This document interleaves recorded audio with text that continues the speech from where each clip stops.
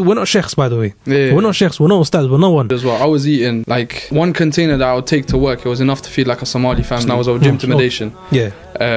Just feeling like everyone's watching you because you don't know exactly what you're doing. Because with gym, you rarely find someone who just starts and just stays consistent. It's very, very unlikely. Very true. So the first point is, yeah. So I kind of got into my mom. I was like, yo, yeah. I can't be having all this curry drowning in oil no more. So I was like, look after me. So if you train for 6 months and you don't see results, but you're doing everything right, train for another 6 months. When you say if you don't see results in 6 months, keep going for another 6 months. For some people, that is a very long time. 6 months. Before you even get into the car, check your intention. Be like, I'm training for the sake of Allah Azza wa Jalla. I'm training to become a stronger believer. I'm training to become a better version of myself. That's the only ibadah I do. How can I worship Allah subhanahu wa ta'ala 24 hours a day? That's impossible. I can't do that. But then you can.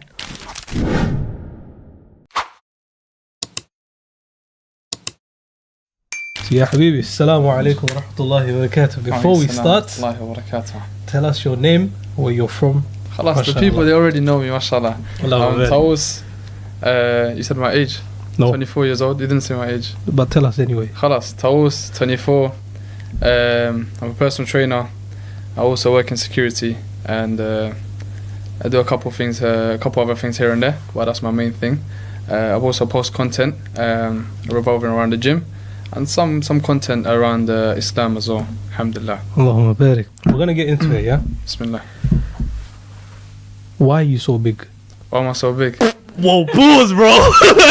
That's a crazy question. Why are you wham? Let's just go with that, bro. Wham. That was it, like all caps. Was yeah, bro.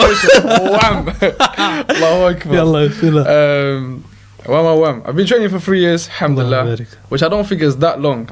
So I'm still taking little baby steps, still learning, alhamdulillah.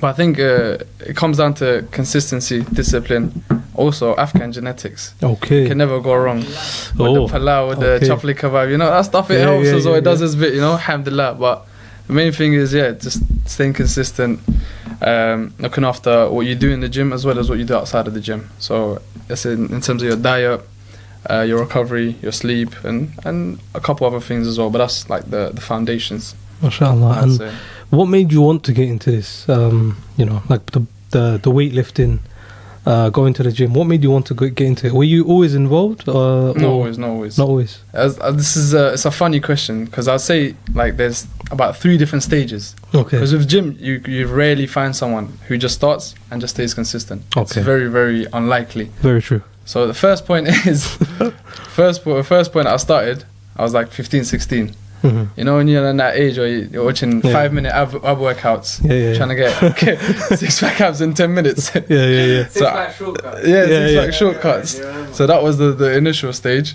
where I just kind of wanted the 6-pack abs and looked like Zac Efron and them guys there. But yeah, I kind of grew out of that. I injured myself in the process as well, to be fair. And then I just kind of grew out of that, got the 6-packs, and I was like, khalas. There's nothing else to achieve. A bit later down the line, it was a good friend of mine in school. Alhamdulillah, my one and only friend in school. So with him, he was training before it was kind of cool to train.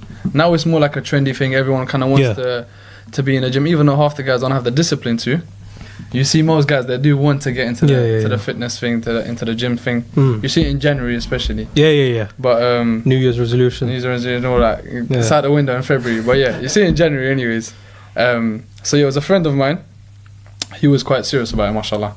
He used to train consistently, eat well, and you saw the results. The results were there, mashallah. So that's one of the things that kind of inspired me. I was like, okay, he's obviously worked hard for it, and it's paying off. You can see the differences. Very, very. I used to wear some tight stuff as well, mashallah. I don't know if it was his sisters or his baby brothers, but he used to look good anyways, mashallah.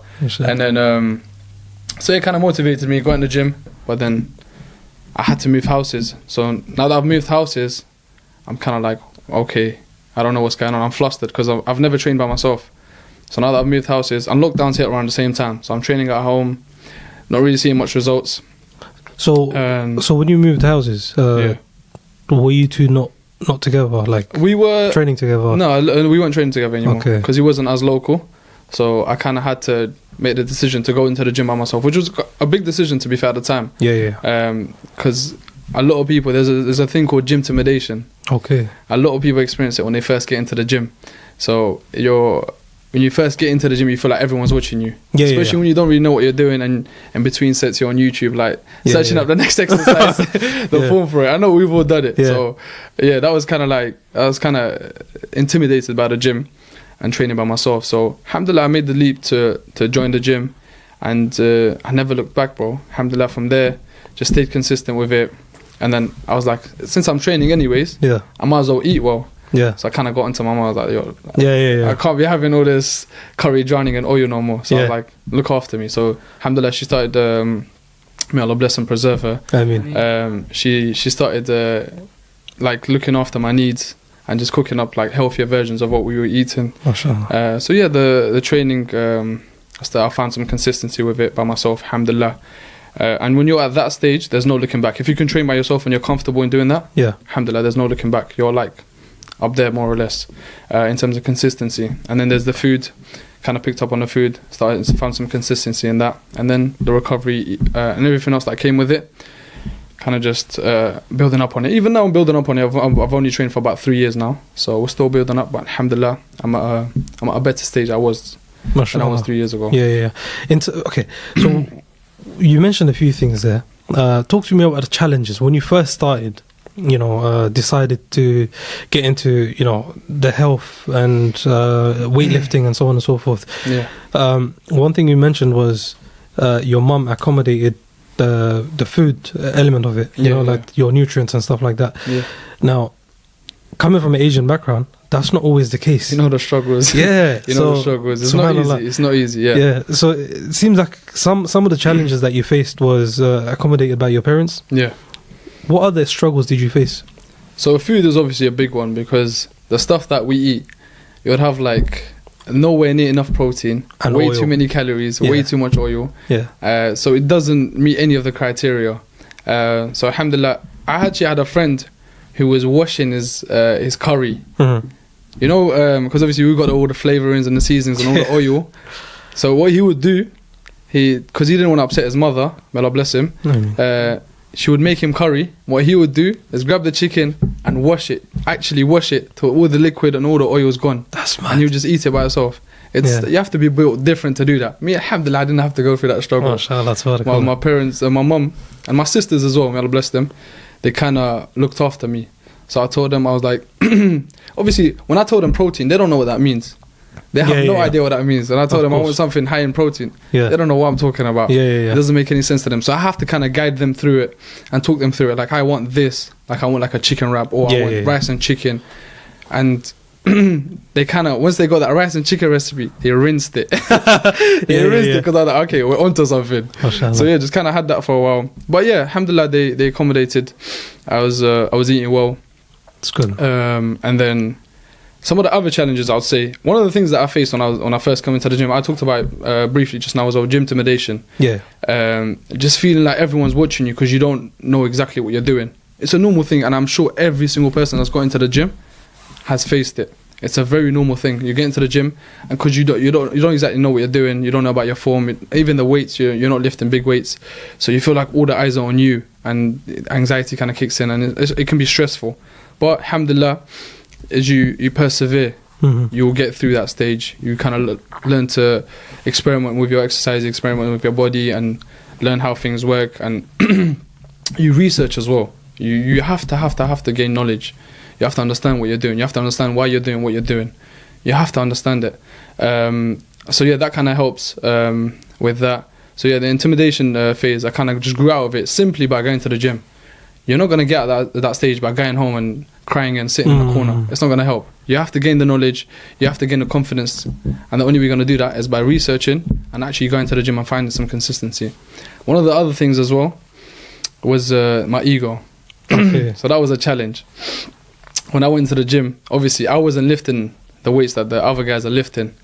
So I remember one of the first sessions that I did, I had a guy He was quite skinny as well, mashallah. Yeah. But he was lifting big numbers. For me, that was, at the time, that was big numbers. Yeah, I think yeah. he was lifting like 35 kilos. I was like, MashaAllah. oh, he's a monster. Yeah. That to me at the time was like, but at the same time, it was discouraging. I'm like, okay, cool. Like, If he can do that, why can't I do that? Like, I was a bit bigger than him as well. In a sense, not bigger as in muscle, but I had a bit more weight on me. Mm. But he was lifting some crazy numbers, mashallah. Mm. And he asked me to spot him. And that was kind of discouraging for me. I was like, okay, he can lift some big numbers. When am I going to get to that? I think that's another thing as well. It's the rushing. People want to rush for the results and the numbers. How long do you think the process takes for you to see results? Because there is a lot of brothers and sisters wanting to go to the gym. As you mentioned earlier on the podcast, there is a hype in the fitness industry now. Somewhat. MashaAllah, it's good. It's not a bad hype as long as you know how to deal with, going to the gym and what kind of gyms to go to and stuff like that. Nevertheless, the point being, in that sense, what do you do? Sorry, I forgot the question. Hold on, I forgot the question. So I forgot the question. That's how I left it at that. Yeah. What was the question? How long does it take? How long does the result? Oh, how long does the results take? Sir? I forgot the question as well. Subhanallah. Stop with the yapping, man. Get to a joke.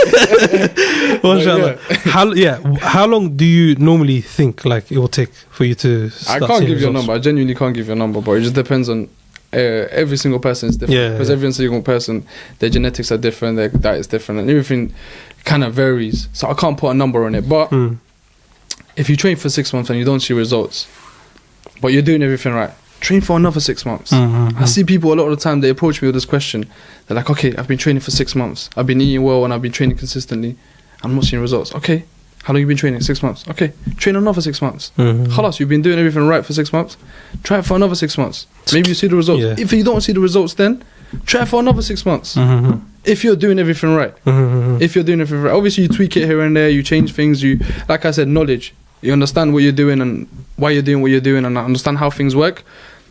And if you're doing everything on point or close to on point, doing your best, do it for 6 months, not another 6 months. Because even if you're not like seeing results according to you, I'm sure first and foremost other people will be seeing results.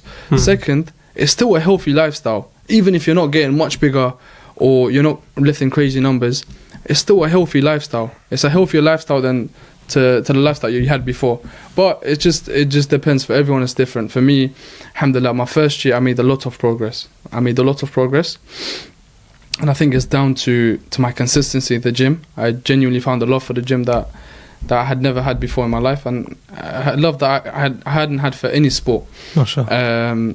So I found a love for it. I stayed consistent with it, and I kind of was on it properly. And also my food as well. I was eating like one container that I would take to work. It was enough to feed like a Somali family. Okay. I'll just eat that by myself because I was trying to bulk. Prior to starting gym, or No, I was in the gym. when you first started. Trying to bulk in the first year. Okay. So I'm trying to put on some serious mass Yeah. in my first year of bulking. That's something I'd recommend a lot of people to do as well. Okay. Increase your intake. Increase your intake and go on like a bulk. Unless obviously you're trying to lose weight, it's different. That's cool, man. Yeah. For me, it was just that first year I really took it serious, and I saw a lot of results. So you can see results within a short amount of time if you're doing everything right and kind of just staying on top of it. But for people watching right now, when you say if you don't see results in 6 months, keep going for another 6 months, which is cool. But the thing is, for some people, that is a very long time. 6 months. Would you say that take one step at a time? Like, it's baby steps. You're not going to see results straight away. Focus on one thing. Or, the question being, should you focus on the results when you first start? Or should you focus on just getting yourself into the gym? What would you focus on when you first start? Two things to address, bro, yeah? First and foremost, the 6 months that you do, when I say do another 6 months, if you do 6 months that are to come, those 6 months are still going to pass. Whether you're in the gym or not, 100%. You'll get to the, bi'idhnillah, if you live to see it, you'll still get to the other side of that 6 months. So now if you've left off the gym and you've just stopped trying because you haven't seen results in 6 months, those 6 months will still pass. You'll still get to the end of that course, that 6 month course. Now, when you get to the end of that and you haven't done anything to change yourself, to improve yourself, to better yourself, you're going to be at the end of that 6 month course, just being your average self. Now, or the other option is you try for another 6 months. And the likelihood is that you'll come out, even if it's 1% better, you'll come out better and improved. A Very little true. bit bigger, maybe a little bit healthier, or your numbers will go up a little bit. Very true. That 6 months will still pass regardless of what you do. Yeah. Whether you choose to take that decision to continue and get better, or you just choose to stay stagnant. That 6 months is still going to pass. So being unhealthy is difficult, but making that choice to be healthy is also It's difficult. also difficult, yeah. But you just got to choose which one you want to do. Exactly. Very That's all it good is. point, You man. just, because that time will pass. It's the same thing with seeking knowledge. So, for example, if you attend one class a week, 1 hour out of your week, 1 day, 1 hour. If you just take up that 1 hour, I'm just taking this to as an example to apply the same principle within the gym and outside the gym. 1 hour to seek knowledge a week. So let's say a Monday, 7 to 8 p.m. you go to a class. For 6 months, you'll gain a lot of knowledge, even if it's just the basics. You know? Yeah. That drop in the ocean, even if you just grasp that. Whereas, let's say within the next 6 months, you just procrastinate and you're lazy and you choose not to take that class, that 1 hour slot. Those 6 months will still pass, but 100%. you'll come out having no knowledge, or the same knowledge that you've got now, which is very little probably. Mm-hmm. I mean, yeah, there's a hadith. Correct me if I'm wrong. No. Allah loves those who does something little but is consistent over a long period of time. Correct. So we can apply that principle here. Obviously, given that your niyyah is in the right place when you're working out for the sake of Allah. So yeah, I forgot the exact hadith, but subhanAllah, like, Allah loves those who does something consistent, even if it's small. So yeah, that can be applied here as well, I believe. Even with the Quran, for example, though, the guys that struggle to read the Quran, for example, a person who reads fluently, he gets reward. But a person who struggles to read the Quran, yet he stays consistent, he earns double the reward. Yeah, it's from the mercy of Allah Azza wa Jal.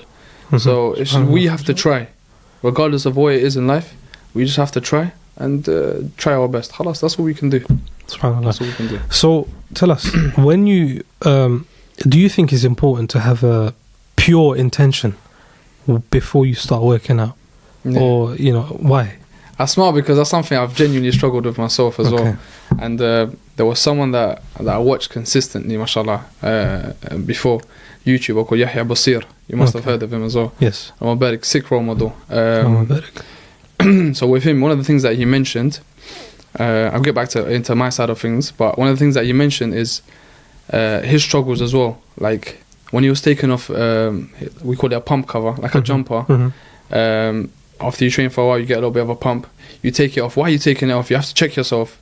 Are you taking it off because you're genuinely hot and you need to take it off, or are you taking it off because, okay, let everyone appreciate the pump, or because I look better and I'm a bit pumped? You have to just check yourself, constantly check yourself.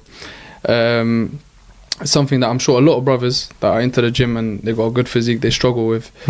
Because when you strive for a better physique, for a good physique, you want to also flex it, kind of show it off to the world, which is it's become normalized. Absolutely. In the West. This is the reason that they train, whereas as Muslims it should be different for us.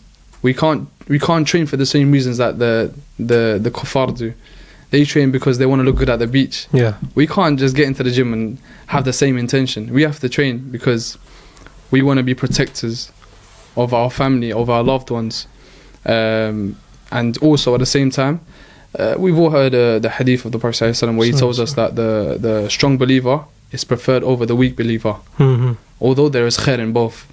We know that there's khair in both. However, Allah Azza wa Jal, although the interpretation of this is also to do with like a spiritual perspective, it's not stronger in the physical sense, but also that plays a part. So being a strong believer, that should be our intention. Being a strong believer, also defending our family, it's their right upon us. It's his obligation upon us, so fulfilling the obligation. So just checking your intention every time you get into the gym, even when you're in the gym, constantly checking your intention, because your intention is something that can, it can be up and down. 100%. So just constantly checking your intention. For example, like I mentioned, before you even get into the car, check your intention. Be like, I'm training for the sake of Allah Azza wa Jalla. I'm training to become a stronger believer. I'm training to become a better version of myself.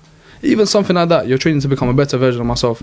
Now, when you check your intention and you tell yourself, I'm training for the sake of Allah Azza wa Jalla and to please Allah Azza wa Jalla, and this body is an amana. 100%. This body is an amana, so I'm just upkeeping the amana that Allah Azza wa Jalla has trusted me with. Mm-hmm. When you check your intention, you do that, what that does is not only keeps you sincere, but also it allows you to gain hasanat while you're in the gym.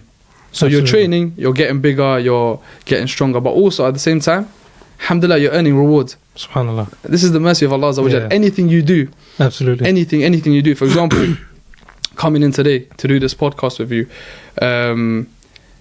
checking your intentions of something like this. So for example, if I came in and I said I'm coming in because I want to use your clout, I want to get bigger on social media, that's one thing. That's from a worldly perspective. There's nothing wrong with that as well, Of course. but it's another thing, renewing my intention and thinking to myself, I want to come in and speak about fitness, speak about health, speak about Islam, and try and benefit the people, inshallah.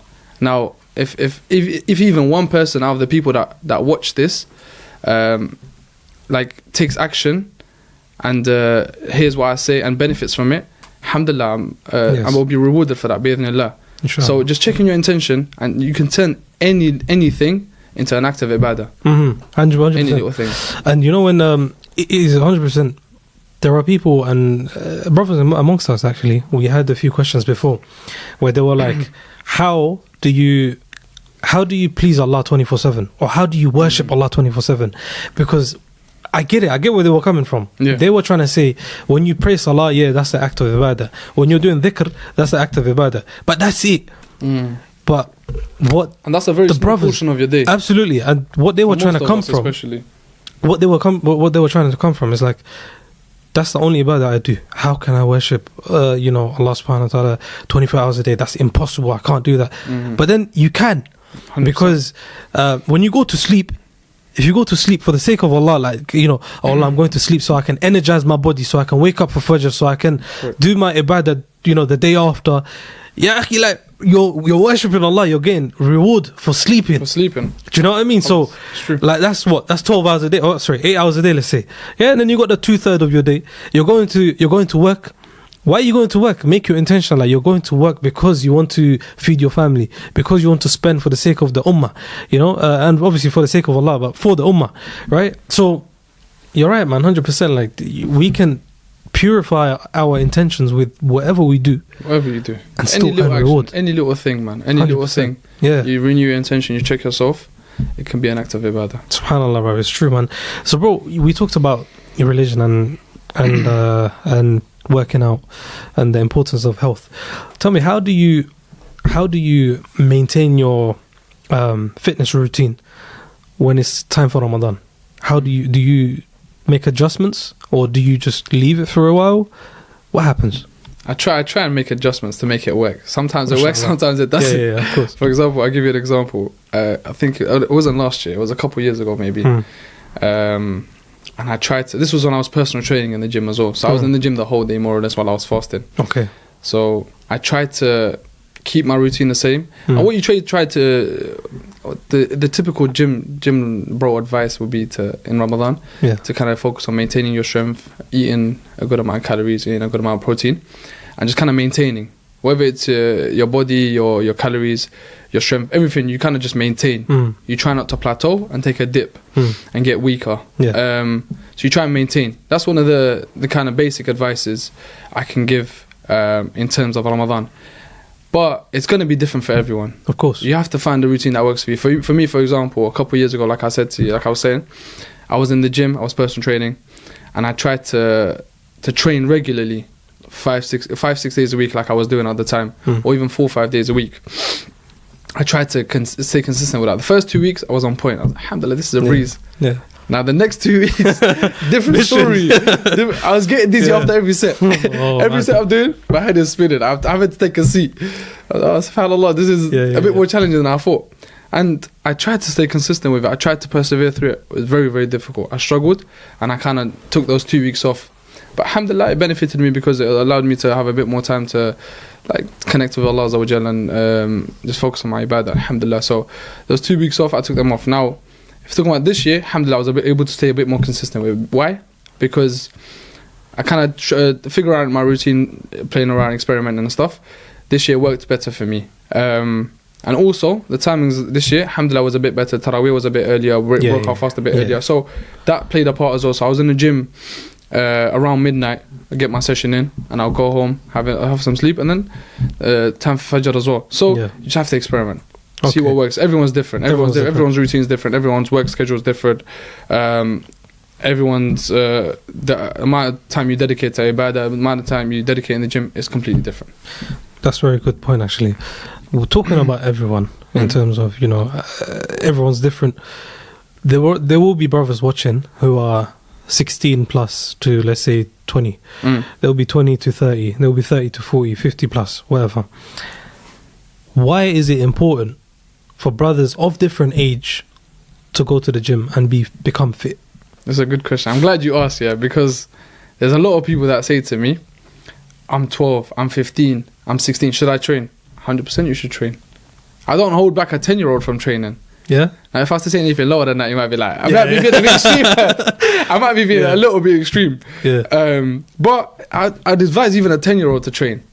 Like, I'm not asking you to deadlift 200 kilos. Yeah. But get into the gym, do something, get a feel of it, see if you like it. Even if you don't like it, come back to a couple of years ago, you might like it. But I started training like 14. Yeah. Alhamdulillah, it benefited me. Also, I broke my back in the process. But I damaged my back in the process. But it benefited me. I realized that this is something that I love, and I came back to it a few years later. But I say this to say that even a 10-year-old can train, a 12-year-old can train, a 14-year-old, 16-year-old can train. They can all train if they want to. Just if you've got someone with you, supervision, that knows what they're doing, and they can guide you through it. It's very important. You don't want to hurt yourself. You don't want to damage anything, because you're still developing. But the myth here is that you stop growing if you start training. You start growing when you start training. You don't stop growing when you start training. So I advise anyone of any age to get into training. Now, if you find it hard, everything's hard in life. Anything that's worth having is hard in life. A good physique is hard to attain. To get stronger, it's not easy to attain. If you do karate, for example, to get to a sufficient level, it's not easy to attain. No, of course. To go from what's the higher? I don't know how the belts work. So can you go from red? So what's the lowest level? White. Okay, what's the next level? I'm talking about jiu-jitsu, by the way. Okay, so what's the next level after blue. white? Okay, so to go from a white belt to a blue belt, it's not easy. No, it takes a long time. Dedication, takes time, it takes consistency. So nothing's easy. Nothing will come easy. And also, one of the last things that I'd say, for someone of a young age, you get a head start. You start training at 16. I started training at 21. Yeah. So imagine you start at 16. A lot of the brothers I say this to, they say to me, I'm trying to be like you, bro. You know the standard line that you do? When people say, I'm trying to be like you, bro. I'm like, bro, you could be better than me, because you're 17, you're 18. More time. If you start training at 18 to 21, you could look way better than I look at 24. Because you've got 6 years to do what I did in 3 years. Yeah. You'll surpass me easily. Yeah. So it's just take advantage of your time while you still got it. Take advantage of it. That's a very good advice. Sorry to cut into the middle of the video, because I know you don't were enjoying. But this is just a reminder to make sure you subscribe to Inspiring Ikhwa, so you can get some serious guests like Chris Bumstead and all those big guys. Not just me, just another guys that goes to the gym. And also maybe some shuyukh and some students of knowledge, inshallah. So if you want to see some serious guests and some serious content, make sure you subscribe to Inspiring Ikhwa. Jazakallahu khair. So tell me, you mentioned something, this is a very short question, yeah? You mentioned something about growth. Okay. When you go to the gym, you can only get bigger. Although that's true, what about bone health? If you're eating well, bone health, a lot of the times, it comes down to your diet as well. So if you're eating well and you're keeping up with your diet, the other stuff, if you research it in your own time, I'm not a doctor. I'm not going to sit here and give you the books and the things. If you just literally just search it up, research it, you'll know that it's a myth. This is something that I don't know why it's been so glamorized. And so there's a couple other things as well. There's a lot of myths in the fitness industry that have kind of been mainstreamed. But this stuff, it's not real. Just get into the gym, eat well, and have someone supervise you if you're training at a young age. Also, it's genetical, I think. Bone health, obviously, so if your parents are short, you're most likely to be, of the same height, or if not a bit taller. Cool. Moving on. Tell me about influences in the gym, in the fitness industry, did you have any influences? Should you have influences as a Muslim? And if yes, what kind of influences should we be leaning towards? That's a good question. It's not something I've thought about a lot because I don't think I've got anyone that I kind of look up to in the fitness stuff. There's obviously the typical guys. You've got the Chris Bumstead, the main guys that are at the top of the game. But with those guys, obviously, we can't really relate to them. We can't look up to them, or we can't try to look like them because they're obviously taking juice. They're taking steroids, so they can't really be a realistic model for us. So for me, it's more. I'll say my friends. It's a form of they're my role models in a lot of different senses. This is another thing I want to touch upon as well. Is having good company that inspires you and pushes you to be better in every single sense, whether it's your fitness, whether it's your finance, whether it's your deen, your knowledge, whatever it is. Have a circle around you that benefit you and push you. You shouldn't have brothers around you that kind of drag you down or allow you to stay stagnant. Always have brothers around you that push you. So in terms of that, but the company around me, when I say that, initially when I got into the gym as well, it was through a brother who was training. He trained for like 1, 2, 3 years, whatever it was at the time, and that allowed me to see the results and push me towards it. Now, even now at the moment, if you see some of my videos as well, I train with the brothers, and they're either at a similar level of strength to me or they're bigger and they're stronger. So now, when we're talking role models, the guys in the fitness industry I can't really relate to. They're not natural. They're from different backgrounds. They're from different ages. The brothers around me, they're natural. They're not taking steroids. So it's something I can realistically aim towards. So there's brothers around me that are bigger than me, that are stronger than me. They're more consistent than me. They eat healthier than me. So now when I see these guys, I'm like, that inspires you, that pushes you to do the same. And also there's an element of healthy competition. Now I'm sure you have the same thing with your friends. No, of course. It might not be to do with bodybuilding. It might be to do with... Could be anything. Literally anything. Some guys it's the RS3s versus the BMW, this and that. It's that. No, it's true. But their friends push them to let's say, to get a better car, a faster car. For some people it's from an Islamic perspective. And there's nothing wrong with this. Healthy competition is something that's promoted in Islam. Abu Bakr radiallahu anha and Umar radiallahu anha, they used to have competition. They used to have healthy competition among each other. They used to try and one-up each other in every single thing. Absolutely. 100%. Every single thing. Trying to get to the masjid on time. Trying to help, let's say, there's a story of them, Umar radiallahu anha. Charity. Trying to, in charity, but in every other sense. But there was one particular story where there was a blind lady in the community that Abu Bakr would feed after Fajr. So what Umar observed, radiallahu anha, is that after Fajr prayer, Abu Bakr would get up and leave the masjid straight away. But this was he didn't know why. So one day he followed him to find out where he travels to after Fajr straight away. So he goes to a blind lady's house to feed her. So the next day, subhanallah, he's like, I'm going to one-up him and I'm going to go feed this lady instead of him. So he goes to the masjid, he prays Fajr and leaves the masjid instantly to go and feed this woman, yeah? And as he enters the house to feed her, she asked him, she's like, who are you? Obviously she's blind, for her to realize it's someone different, Umar was like, how does she know? Yeah. So she was like, who are you? And Umar replied and said, how do you know I'm not Abu Bakr? And then she said, I believe it was a day or something like that he used to feed her. So I think what it was is that he didn't take out the the seed or something. The seed there. Yeah. So he didn't take out the seed for her while she had the date. So Abu Bakr used to do that for her. And also another thing was, I believe if I'm not wrong, is that Abu Bakr had already come that morning and fed her beforehand, before Fajr, because he had something to do afterwards. So it's just that healthy competition, constantly competing with each other and having companions around you who push you to be better in every single sense. SubhanAllah, bro. It's very true, man. Especially like, you know what they're saying? There's a very well-known saying in the Western side of things that if 4 of your friends are idiots, you'll be the fifth friend that's an idiot. Definitely. And on the Islamic perspective, Islamic side of things, there is a hadith that says you follow the religion of your friends. So that doesn't only mean religion, that means the actions as well. The path. Yeah, so path that you follow, subhanAllah, that could relate to fitness, that could relate to how you treat your parents, that could relate to finance, that could relate to anything.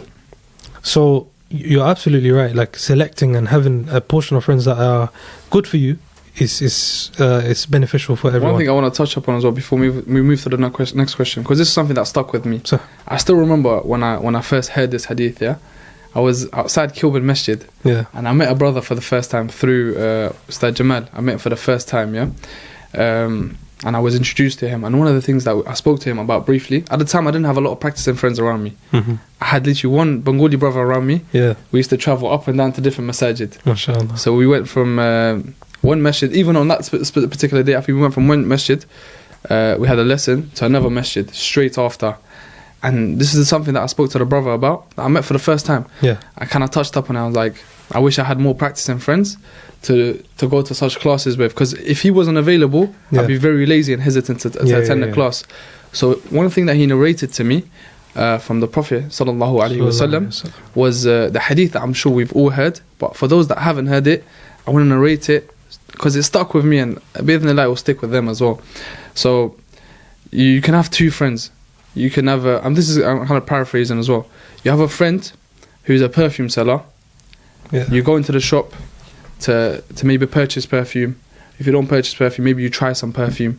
But even if you don't try some perfume, most of the time you leave smelling nice because you've been in an environment that smells nice. yes, So it leaves a good effect on you, sir. yes, It leaves a good effect on you. Whereas if you have a friend who's a blacksmith, who work in very rough environments, they work in a dirty environment, they work in a rough environment, you go into their workplace, you either leave with dirty clothes or ripped clothes, or they'll have some sort of or even a smell.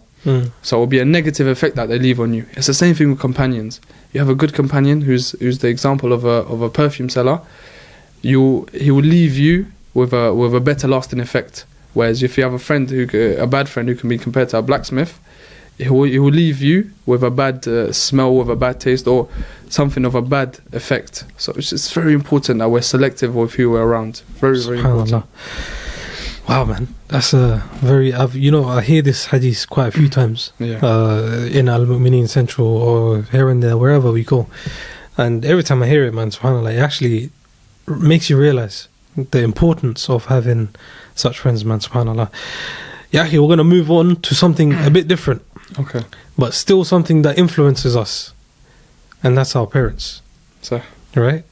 So we talked about health. We talked about, how your mom accommodated for your needs when it came to food, nutrients and stuff like that. That's amazing. Allahumma barik. Ameen. May Allah bless her. May Allah preserve her. Ameen. All of our mothers, they do a lot for us. They do a lot for us. It's not just food. They do a lot for us to cater to our needs from birth up until now. They've done a lot. They sacrifice a lot. They put our needs before their own needs. So may Allah bless all our mothers. Yes, and the fathers. And the fathers. You can't downplay their role. Obviously, you say mum's more time.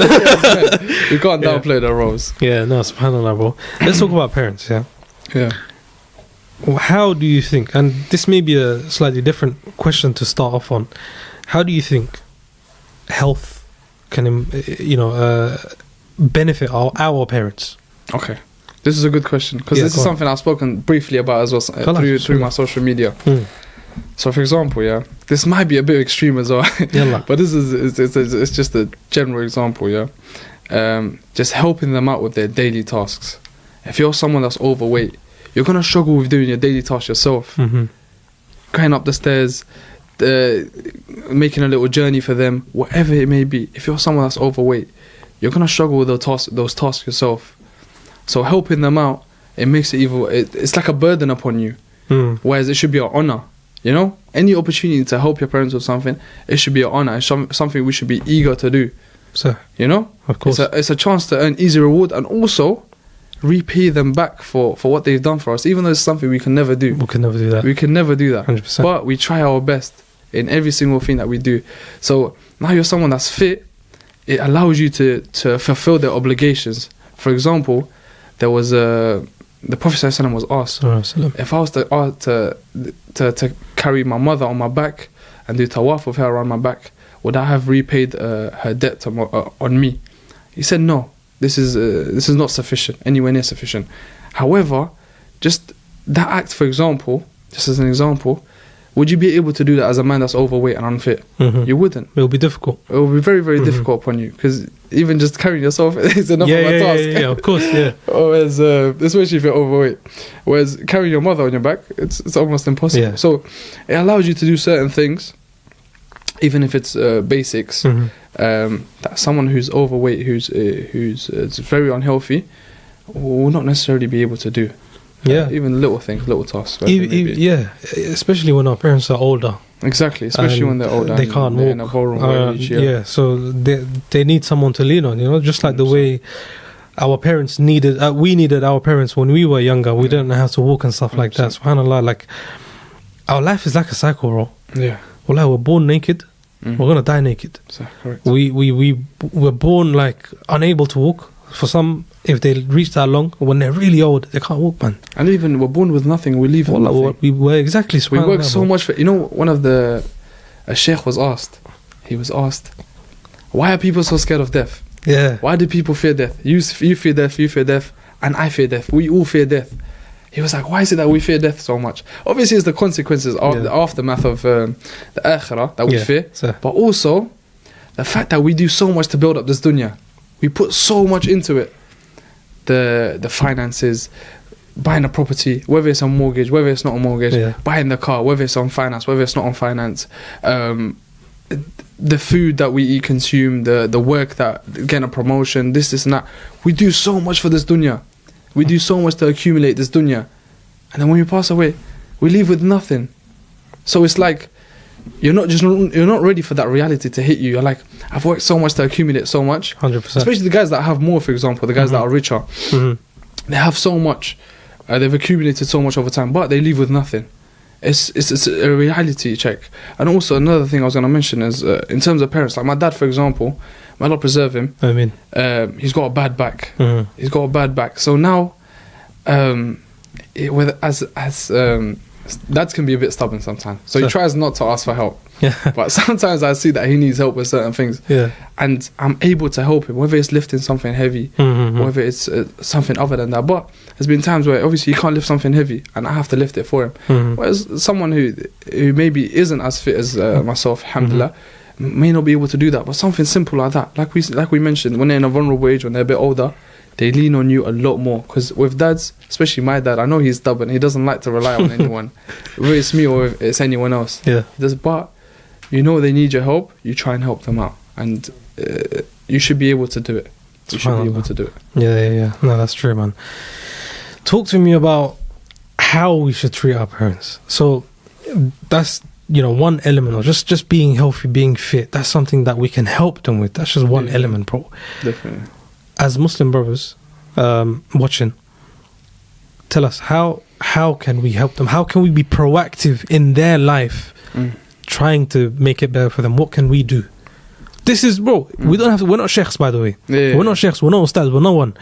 But like, everyone has their personal experiences, everyone has their personal journeys. I just want to hear about your journey. What do you think? What's your opinion on this? Okay, for me, a lot of the times, especially with our mothers, Allah bless them, they don't want a lot from you. No. And a lot of the time they don't want material from you. The thing that they want is your time. SubhanAllah. And this is something that we tend to give to everyone and everything else around us, but our parents, SubhanAllah, we fail to give them their time. So I think give them time. Give them time. Another thing I'll bring this down to three different bits. First is give them time. We give time to everything else and everyone else, but our parents, we fail to give them time, and which is something that they will value most. The other thing is, you honour them, you respect them, and that's just the bare minimum. I'm just trying to think how I was going to break it down into. So the first was your time. Second is, okay, give me 1 second. I'm trying to break this down. So it was time. The other would be, I don't know, I was going to break it down to. I'll go off topic, see if I can bring it back to what I was going to break it down to. But yeah, first is your time. Second, you honour them in every sense. You honour them just by doing the bare minimum. For example, actually, this is what I was going to come to. So you give them your time. Second, in the Asian community especially, I can speak from experience, it's not very common for us to show our parents affection. Very true. So I'm sure a lot of brothers experience the same thing. Very true. We don't show our parents affection, especially our fathers. And this has become a norm. And I don't think it's a healthy norm. So you try and change that little by little. So alhamdulillah, for me, what I've tried to do over time is when I see my mother now, when I come into the house, I say salam to her, I get her hand and I kiss her forehead. Alhamdulillah, this is something that was not easy for me. This is as silly as it may sound. This is not something that was easy for me to do. But alhamdulillah, for me now, when I see my mother, I kiss her on the forehead. And I don't want to go into maybe some of the other things that I want to do, but I want to keep it more generic. Of course, but maybe tell them you miss them, call them, tell them you love them. There's these little things that have become like out of the norm for us, especially in the Western society. This is something that the kuffar act upon, by the way. This is something like a norm within the kuffar. They show affection, they hug their mothers, they kiss their mothers, they tell them words of affection. I miss you, I love you, and I care for you. This stuff, a lot of brothers, I know brothers personally whose mothers have passed away and they have genuine regret in their heart that they haven't said this stuff to their parents. So maybe that, but also just honouring them. And there's 3 different stages to honouring and obeying your parents. The final stage, and the stage that is the highest, from an Islamic perspective, from a Sharia perspective, is the stage where you put their needs before your own. So you cater to them, even if this is something that is displeasing to you. You're going out of your way to please them. For example, the example that the Sheikh gave in the class that I was in was that, for example, let's say your dad knows very little about cars, and your taste and your dad's taste in cars is going to be very different. Very, very different. You might want to buy the RS3, dad wants you to buy the Prius because it's hybrid and it's healthier and it's more economic and all that sort of stuff. So your dad's taste and your mother's taste and your taste in something could be very, very different, but you try to cater to their needs and put their needs before you. For example, you want to buy a certain car, your dad's like, I don't like this car, it's too loud, or it's too this, too that. You try and then cater to him, not by necessarily buying the slowest car, but finding a middle ground. Or, for example, you're trying to go on holiday, and your parents say, no, maybe not right now is not the best time. I want to spend a bit more time with you. Or for whatever reason it may be, you try and just pull back on what it is that you want to do, and maybe try and cater to them as much as you can.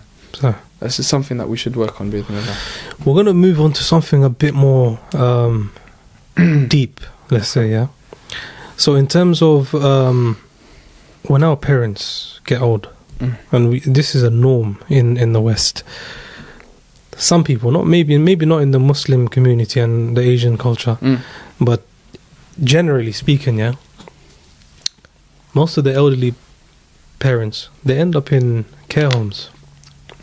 Wallah, it's so sad, bro. Very, very sad. What? And to be honest, it's although it's not very common in the Muslim community, you still see it. Bro. You do see it. And even if it's mad, even if they don't send them to a care home, you still hear stories about ill treatment, of neglect, ill treatment, kind of like discriminating them, brushing them aside, or even abusing them. Allah protect us from that. It's a very scary thing. And we can't look down upon it and think we're above it and we can never end up in that state. So it can happen to anyone. So may Allah protect us from it. To put your mother in a care home, or to ill treat your mother when they get to an elderly age, where you should be more careful and doing more to cater to them and to cater to their needs. To do the opposite and kind of just neglect them at an older age, it's not from adab. It doesn't make sense. So when your parents get older, you try and cater more to the needs, stay closer to them, make sure if they need you, you're there. A lot of people tend to do is even if their mothers are not in a care home or parents are not in a care home, they're in a separate environment, in a separate house that they maybe have put them in, they call them once a week, twice a week, and think, okay, this is sufficient. Yeah. Khalas, I've done my role, and I've done what was required from me as a son or as a daughter.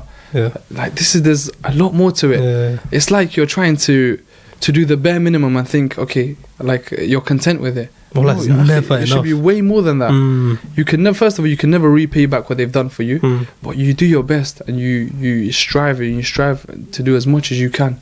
Your mother, she has you in her stomach for 9 months, so she suffers and endures a lot while you're in her stomach. And then it's the stages that come after that as well. Now your father and your mother, they're having sleepless nights because of you. You're crying, you're hungry, you're in pain, or whatever, constipation, whatever it may be. But various you're things. up, you're various crying, things, and the thing is, even having to figure that out for your parents, and it's a headache, especially for first-time parents. It's not easy. Of course, man. It's not easy trying to figure out why you're crying in the middle of the night, let alone the frustration. I've had it with my nephews, for example, where I've genuinely been so frustrated, you just want to smack them in the face. Like I remember there's one time. It's a joke, by the way. Yeah, man, it's a joke. There was one time, I was trying to put my nephew to sleep. Because my sister just had enough. She was starting to lose patience. Which is okay. It's the normal way. They're human as well. There's something that we forget as well. Our parents are human the same way we're human. Wallah, they get tested. They'll have a lack of patience. They'll get angry and stuff like that. But I was trying to put him to sleep, and he's trying to play peekaboo with me. Okay, subhanallah, how do I deal with this? So the blanket. I'm putting the blanket on his face to put him to sleep. He's taking it off there, peekaboo. I'm like, I want to smack you in the face. Go to sleep. But this is something that you won't experience until you're a parent yourself. So I feel like even before that, though, we should try and put ourselves in their shoes and try and honour them as much as we can, respect them. And one of the things that people do is when they're outside, they treat everyone well. They treat, maybe you might even be in circles of khair, circles of gatherings of khair. And even around your friends, you're smiley, you treat everyone nice. And you come home, you're this miserable person. You don't speak to anyone nice. You go to your room and you just isolate yourself. It should be, if anything, the opposite. It should be the opposite. But you should be the same. The same energy that you give to your friends, give it to your parents. And I was sitting in a class. One of the things that the Sheikh mentioned is if you're studying knowledge to become a better person, don't take this knowledge just to memorize it and keep it in your head. You act upon it. So let's study the importance of treating our parents well.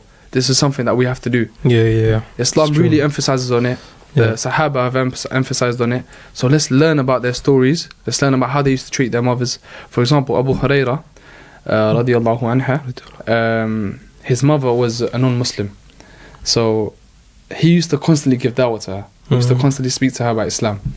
And one day, she insulted the Prophet ﷺ. So he insulted him. How did he react? Let's take a note of this. He didn't get angry at her. He didn't shout at her. He didn't raise his voice at her.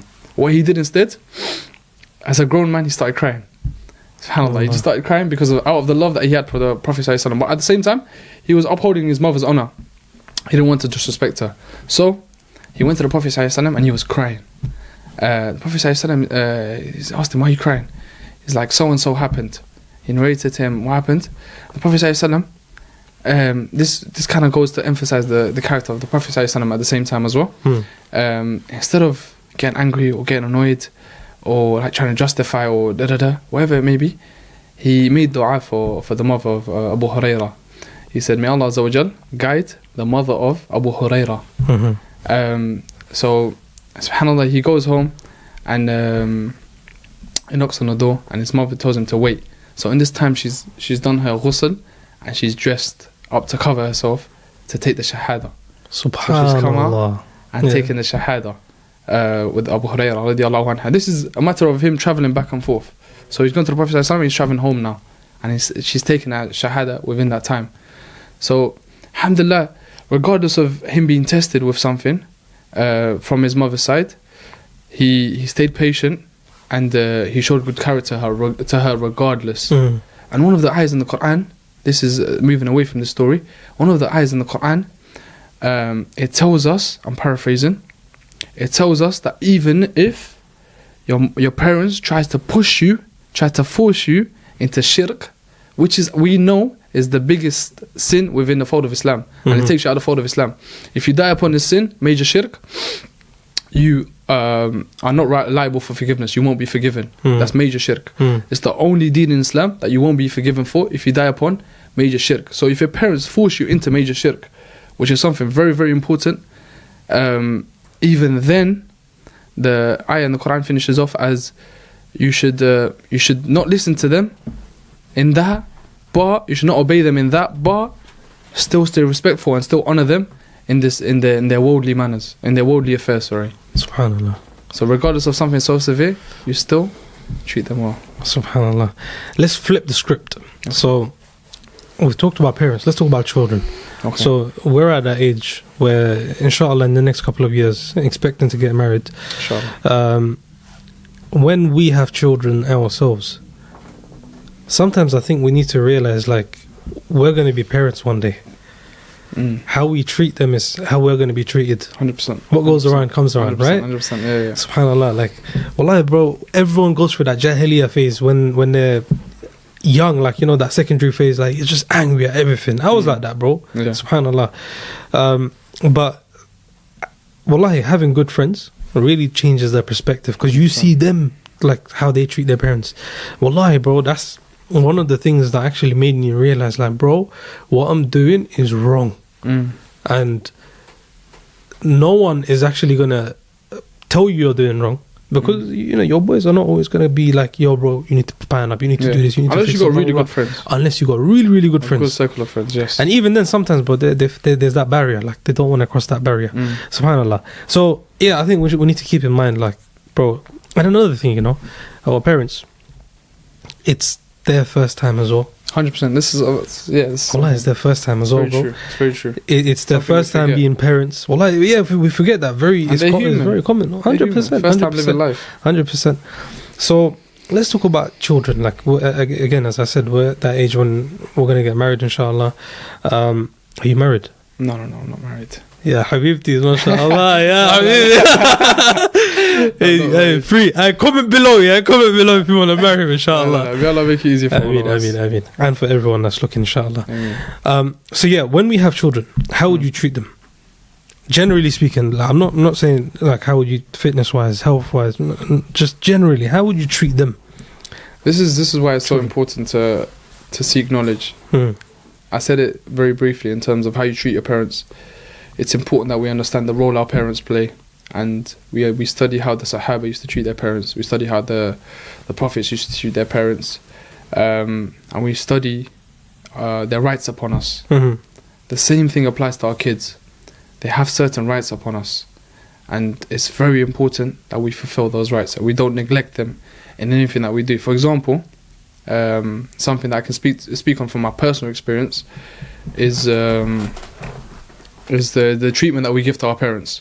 The treatment that we give to the parents, the fathers, for example, they busy themselves with work, with trade and providing for us. Now this is something that we appreciate, because they're obviously working hard to provide for us and to look after us, to give us what we need and to give us a good life. But this is something that we should learn from, because sometimes in doing so, they may not give us the time that we need, the nurturing that we need, and the tarbiyah that we need. They don't spend enough time with you. So now, if you feel that way, you change it, you flip it, you work on it to make sure you work on yourself, and you study to make sure you don't end up the same way. Make sure you give your kids the same time. Whatever you feel as though your parents may be lacking, try and work on those traits so they don't show up in you as a parent. Like I mentioned, the working hard. You work for the sake of your kids, to feed your family, to provide for them, and this is an obligation upon us. This is something we can't neglect, and this is something that's non-negotiable. But we try and balance that out with giving our kids enough time, making sure that we're able to help them from an Islamic perspective. This is one of the reasons when I'm talking about studies. I don't even mean in terms of, like, I mentioned that their rights upon us and how we should treat them and how we should honor them and stuff like that. But also, something like the Quran, for example.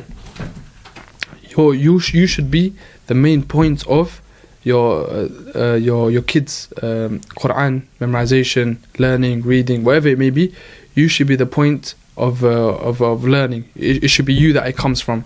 The teacher that they have in the madrasa, you can only rely upon to a certain extent. They should be revision. They should be revision for your kid. Now, the main teaching, the reading, the memorization, that should come from you. Because first and foremost, this is hasanat. This is hasanat for you. Yeah. This is something that you'll be rewarded for. And if it's something you don't do, something you'll be held accountable for. But also, it allows you to bond with your kids. It allows you to spend time with your kids. It's something that sometimes you don't know what to do. You know, your kids have different interests. As kids, naturally, they'll have different interests. But the Quran is something maybe you can connect over. Just talk to them, read with them, memorize with them. It allows you to spend time together. It's true, man.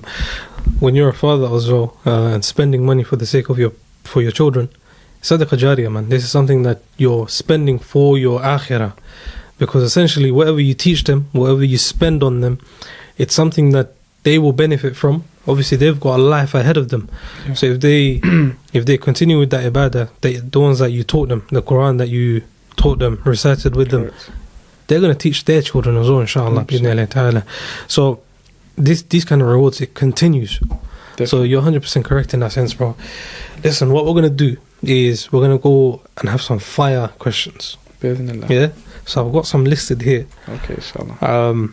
Very short questions. Feel free to elaborate, obviously, if you need to. I'll try and keep it short and sweet. No problem. So, what does your day-to-day... And again, it's going to be about health. And we're going to go back to health, inshallah, yeah?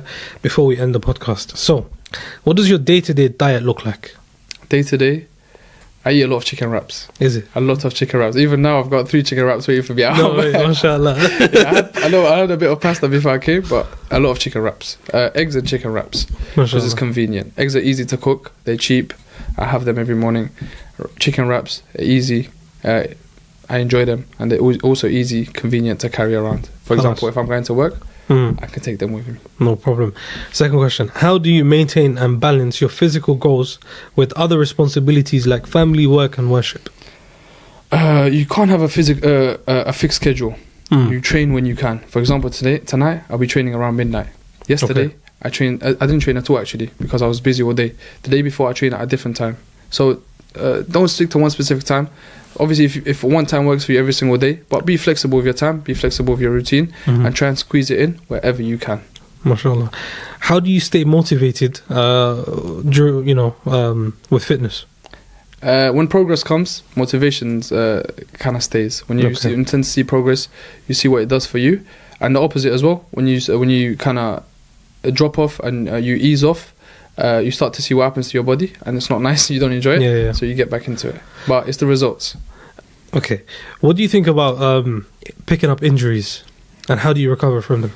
Does it Alhamdulillah, I've never had a severe injury. Alhamdulillah, I've never had a severe injury because I don't ego lift. Alhamdulillah, I've never had a severe injury, so it's not something I can speak on from personal experience. But maybe you take that time off to kind of train yourself mentally. Maybe physically you can't train yourself mentally and understand how important it is to train, how important it is for you to get back into it, and also your love for training will most likely grow in that time. Even if it's, like, say, for example, a football injury, you get injured from football, you can't play football for a certain time. What's most likely to happen is your love for that sport, for that thing, grows over time. You get back into it, train a bit harder than you were before. No problem. And how do you what do you do on your platform, and what do you intend to do on your platform? Try to benefit people in every sense, inshallah. Whether it's the knowledge, so some of my videos are knowledge based. I try to give people knowledge. Some of them are motivation based, try and motivate them to get up and go train. For example, I've had the same thing where I've been lazy, I've seen a video or a picture of someone, okay, cool, I need to go and train. And then so knowledge, try and give them the basics of fitness. Motivation, try and motivate them to go train. Maybe sometimes a reminder here and there, showing people that healthy lifestyle can be attained through discipline and just staying consistent. SubhanAllah. So just those 3 things, try and balance that out. No problem, bro. We're towards the end of our podcast, but I still got a few more questions. These are very deep. Okay. Very deep questions. Okay, inshallah. If you ask me when I'm getting married now. No. Inshallah, don't worry about that, man. I'm joking. tell me about a day. Tell me about your worst day, bro. The worst ever day. Okay. What was it like and what happened? When I got my license taken away, that was rough. Subhanallah. Yeah, it's something, maybe not like something crazy. So some people would be saying like, that's not even that deep. Yeah. But for me, it caused a lot of inconvenience. When I got my license taken away from me, it caused me a lot of inconvenience in the sense that I couldn't help my parents. Like we were talking about helping our parents. I couldn't help my family. You know, when you're a driver in your family, you understand that you play a role. You get them to certain functions, you get them to people's houses, you get them to shops, you get them to, you know, you rely upon you for certain things, certain tasks. For example, going to get the shopping, dropping them places and stuff like that. So when I wasn't able to do that, I felt very, very bad. And I felt especially bad because I knew deep down it was my fault and it was just me being immature. So, but alhamdulillah, from there, it's kind of just helped me grow and understand certain things, put certain things into perspective. But yeah, it just kind of caused a lot of inconvenience getting to places and stuff like that, having to rely on people, which I don't like to do. But alhamdulillah, it allowed me to take a lesson from it. SubhanAllah. Second question. What is your biggest regret? Think deep. 3 years of uni. 3 years of uni? 3 years of uni. For me, I'll say that's a regret. Biggest regret in the sense that it's 3 years. 3 years is a long time. Very now, true. 3 years, if I worked on a business, for example, or if I worked on saving some money, or if I took like an Islamic course, I could have benefited myself a lot. Whereas uni, maybe it helped me in some senses, in some areas of my life. I don't think it benefited me. I felt as though it was a waste of time for me. Okay. What did you study? I studied business management. Okay. But it's not something that I use. It's not something that I enjoyed doing. It's not something I had a lot of interest in. It's a very common course. Yeah, I kind of just did it for the sake of doing it. No. It's kind of something that came up and I did it very last minute. I didn't even know how to, subhanAllah, pronounce my uni's name when it first came. When I applied to them. Where did you go? I went to University of Greenwich, which at the time I said University of Greenwich. Yeah, I know. I went there as well, man. I called it that. Yeah. So I didn't even know my uni's name. That's how bad it was. But I applied to them. And I ended up going there. So it shows how much I really didn't care for it. But I did it anyways because it's something everyone was doing. I took the course, did it for 3 years. I didn't enjoy the course. People say you make lifelong friends. I can't speak to wallahi, a single person from uni. Wallahi, Greenwich was the deadest uni, bro. But I thought it was really okay for you because it's full of good bullies. No, for me, I didn't relate to anyone. You know what it is? I did teaching, right? And I was in the other campus. You know, Avery Hill. Okay. Elton. For the exam, I went there for exams. Yeah, bro, that was my base campus. Yeah. Okay. 95% of the course was full of women, like girls. So I didn't have that interaction with, like Muslim brothers. Okay. To add to that, the 5% that I did have that was men, they weren't men. I see, like, so wait, how is this guy still single? Do you know what I mean, man? Yeah, 5% of your course is women. No, you know what it is, bro. You look at akhlaq, right? You look at akhlaq. Not everyone has that correct akhlaq, bro. Of course. And you're going there to study. My intention was study. Of course. Find a wife, but that never happened. So yet. So inshallah, bro, qadarullah, you never know. But that was it. For me, it's university. I'll say biggest regret. That's Waste of my time. time. That's a good one. But alhamdulillah. Mashallah. Last question, and this is for the next guest. Okay. I want you to ask them a question that you want to know. You don't know who it is. We can't say. So it would have been interesting if I knew what field they're coming from. I can't say. Okay, I assume because they're on your podcast, there's someone who's successful. Bi'idhnillah. Who's that? Huh? Who's that? I assume because they're on your podcast, you're bringing someone who's got some sort of expertise in some Tawoos, mashallah. But I'd say I would maybe ask them what it was that allowed them to gain the knowledge that they did in their certain field. What they did to go about attaining the knowledge that they did in their field. Whether it was it, and also the other question I'll say as well. It's one thing that I think a lot of people downplay, don't really highlight in their journey to attaining knowledge or getting into a certain field or getting into a certain thing, whether it's a sport, whether it's an industry, whatever it may be, what difficulties did you face, and how did you overcome them? Because whatever journey you embark on, there will be difficulties along the way. I say take this question. Whatever journey you embark on, there will be difficulties along the way, and there will be certain things that you would have to do to overcome them. So what difficulties did you face, and how did you overcome them? So, did you feel as though you had to change your certain things about yourself? mhm. Did you feel your character growing and stuff like that? How in depth, how did you overcome it? I'm going to play this for the next guest, inshallah. I'm going to let them answer that. I want to hear that as well, Inshallah, no problem. Ya akhi, any last messages for the brothers and sisters who are watching this podcast? Khalas. Nothing in particular. Stay consistent, stay disciplined, and most importantly, stay active. Bi'idhnillah. That's it. Khalas. Beautiful, bro. Barakallah feekum. Thank you very much for joining us today, man. Ameen wa iyak. So much for having me. Ya habibi, thank you for coming, bro. It's a pleasure. Brothers and sisters, Jazakallah khair for listening. This has been our brother Tawoos, mashallah. Before you guys go, I just wanted to remind you one more time, inshallah. Just do subscribe, like the video, inshallah, and share it with your brothers and sisters. We don't know who it can benefit. I know we're not sheikhs, we're not ustads, we're no one. We're just brothers. We're just brothers in Islam. But if there was something that you can take away from it, or even if someone else takes away from you sharing this video, inshallah, we will benefit from it, and you will also benefit from it. Anyways, that's been me, your brother Ahnaf. Jazakallahu khairan. Assalamu alaikum wa rahmatullahi wa barakatuh. Peace out.